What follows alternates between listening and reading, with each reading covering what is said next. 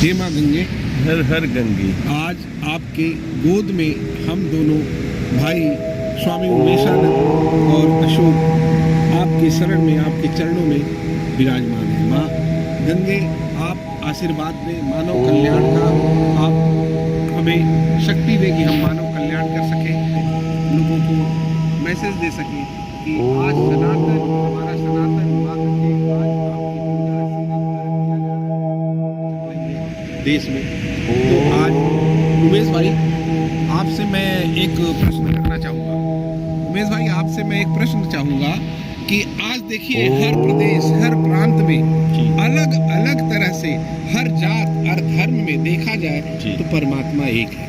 परमात्मा का स्वरूप एक ऊर्जा है, एक नेचर है। ऊर्जा का साक्षात प्रमाण देखिए ना, कल कल की आवाज माँ गंगे की, माँ गंगा किस रफ्तार से हमें आशीर्वाद देते हुए पूरे विश्व के लिए जल थल नभ गगन आकाश में, आप देखिए सूर्य को देखिए, हमें तेज, हमें प्रकाश, हमारे जीवन को उजागर करने वाले सूर्य देवता, जल देवता माँ गंगे साक्षात हमें कल कल की आवाज करते हुए प्रत्यक्ष रूप में दिख रही है जी।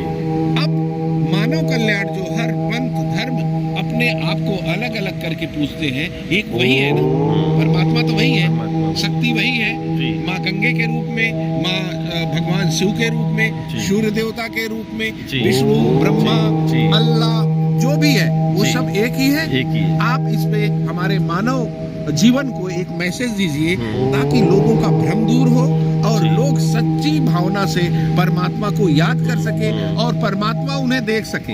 एक्चुअली जब हम कंफ्यूज होते हैं, मैं एक उदाहरण देता हूँ, हमें सीधा रास्ता जाना है और उस रास्ते पे हमारा ध्यान नहीं है तो हम भटक के लेफ्ट राइट कहीं भी भटक जाते हैं। तो परमात्मा का ध्यान भी, परमात्मा का सिमरन भी उसी में है।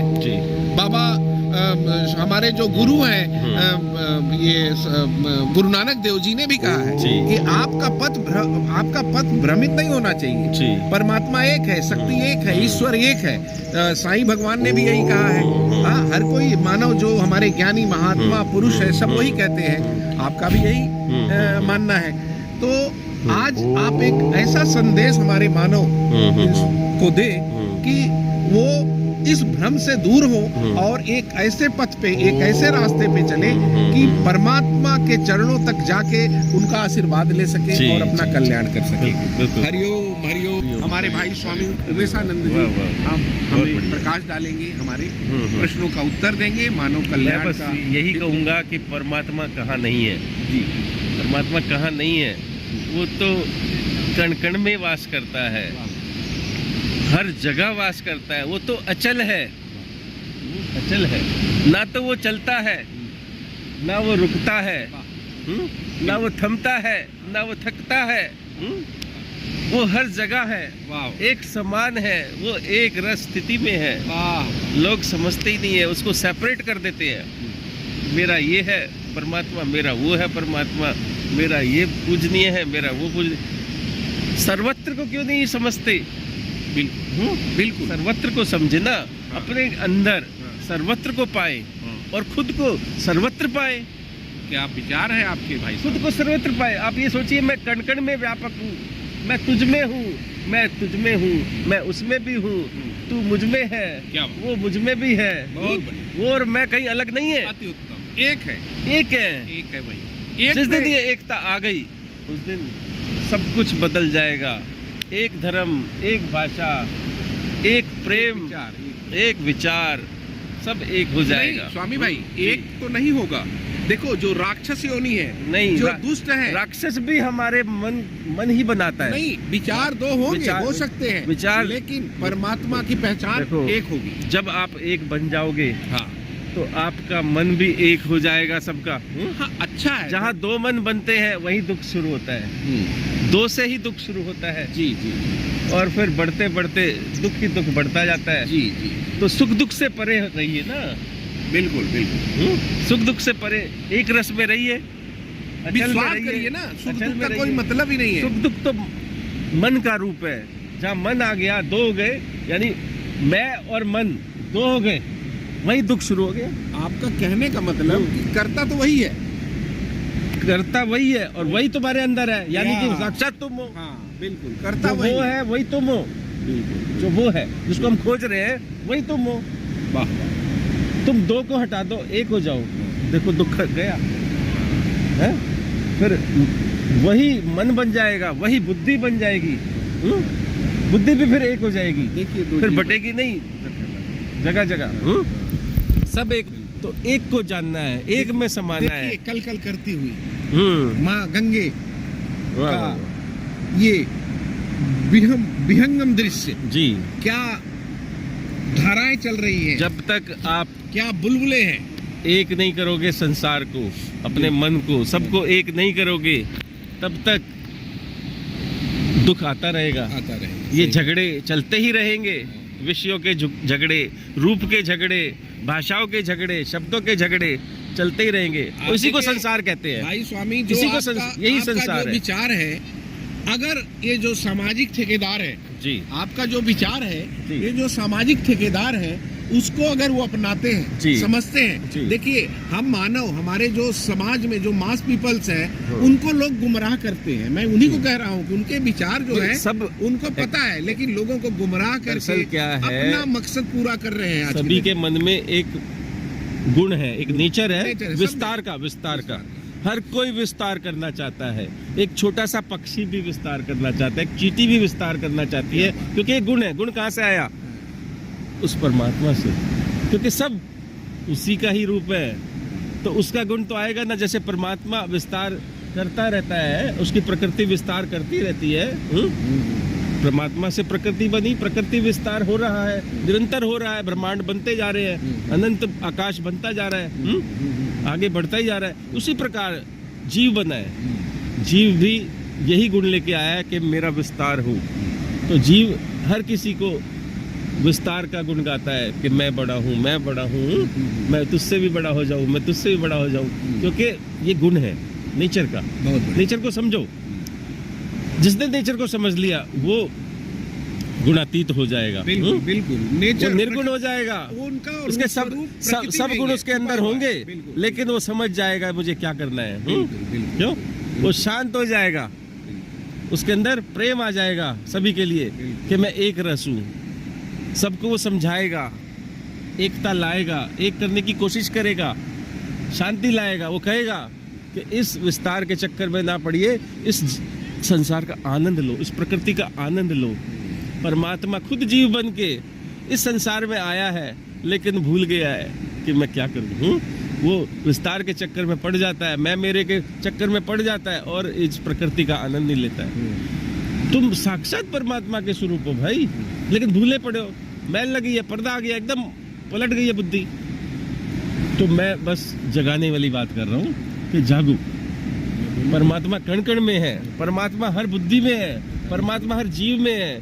बस अपने अंदर एकता लाओ, प्रेम लाओ, देखो सब ठीक हो जाएगा, सब एक हो जाएगा। मैं मेरे में ना पड़ो, सब यही रह जाएगा। खाली हाथ आयो, खाली हाथ क्या जाओगे। बात है स्वामी भाई उमेश आनंदी, आपने हाँ हमारे इतने सरलतम तरीके से जो जवाब दिया है। दोस्तों, आजकल देखा जाए कि इस धरती पे अगर एक इंसान है, उसके पेरेंट्स, उनके माँ बाप से बेहतर कोई उनको प्यार करता है शुरू से लेके? तो उनके प्यार का आधार लेके आप परमात्मा को कंपेयर करो ना। परमात्मा आपका कभी बुरा नहीं चाहता है, परमात्मा हमेशा आपका कल्याण चाहता है। कल्याण, ठीक है, वही वही शांति चाहता है। शांत स्वरूप है वो, तो बिल्कुल आनंद का स्वरूप है। वो तो चाहता है मैं भी आनंद में रहूं और मेरे साथ जो जीव और शरीर मिला है ये भी आनंद में रहे। ये सब ये भटकेगा तो मुझे दिक्कत होगी। भाई ने आप ये भाई का जो मंत्र है कि आपको उन पे विश्वास करना है, जी। परमात्मा सर्वत्र है, लेकिन हम कुछ सामाजिक ठेकेदारों के उसमें भ्रम हो जाते हैं और अपना कर्म, अपना जो रास्ता मैंने बताया वो टारगेट भूल जाते हैं, रूप में पड़ जाते हैं ना। रूप तो देखो और क्या परमात्मा होता है, भी कंफ्यूज हो कोई जाते भी हैं। रूप हो, क्या ये स्थायी है? आप तो रूप को पूजते हैं, रूप बना के पूजते हैं, रूप से ही आप धर्म मंत्रण करते हैं, धर्म बनाते हैं, रूप से, रंग से, है, या नाम से। क्या नाम किसी का रहा है? नहीं, क्या रूप किसी का रहा है परमानेंट? क्या हर चीज, क्या शब्द कभी एक रहा है? हर चीज चलायमान है, परिवर्तित है, हर चीज परिवर्तन है, एक सेकंड में परिवर्तन है। आप समझो, परमात्मा यही कहता है, ये मानव जीवन हमें इसीलिए मिला आप है। समझो इस प्रकृति को। प्रकृति में हमें पंच तत्व, पंच इंद्रियां मिली है, बिल्कुल, इनको समझो। बिल्कुल। आंखें मिली है देखने के लिए, बिल्कुल। कान मिला है सुनने के लिए, क्या नाक बात। मिली है सूंघने के लिए, त्वचा मिली है छूने के लिए, है रसना मिली है चखने के लिए, बिल्कुल, मुख मिला है बोलने के लिए, हाँ। बुद्धि मिली है। आप सोचो बुद्धि किस लिए मिली है? बिल्कुल, बुद्धि रात और दिन, हाँ, मतलब सोने और जागने के लिए बुद्धि है। आप सोचते हो तो नींद आती है, आप सोचते हो तो जागते हो बुद्धि से। मन मिला है सुख के लिए, दुख के लिए, सोचने के लिए।